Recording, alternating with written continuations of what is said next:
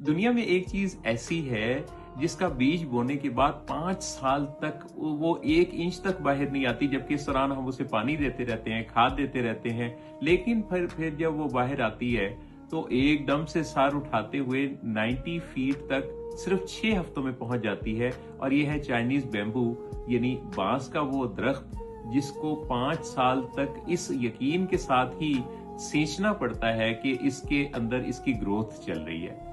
हम लोग इतने बेसब्रे लोग हैं कि हम बाज़-औक़ात अपनी ग्रोथ के हवाले से पीछे चलने वाले किसी इंतजामात को जो कुदरत ने हमारे लिए किए होते हैं, हम उस पर यकीन ही नहीं रख पाते और हम इंस्टेंट ग्रेटिफिकेशन के तहत जल्दी से सामने नजर आने वाली फौरी किसी चीज को ही अपनी ग्रोथ समझते हैं।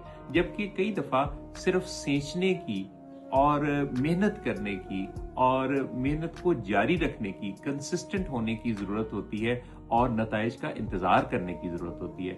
लेकिन ये हमारी बेसब्रियां बाज़-औक़ात अधूरे ही किसी काम को छोड़ देने के लिए हमें उकसाती रहती हैं। हम चाहते हैं कि या तो नतीजा फिर फौरन नजर आए या फिर छोड़ो यार इस काम को, इसमें क्या पड़ा है, इसमें तो कुछ भी नहीं है।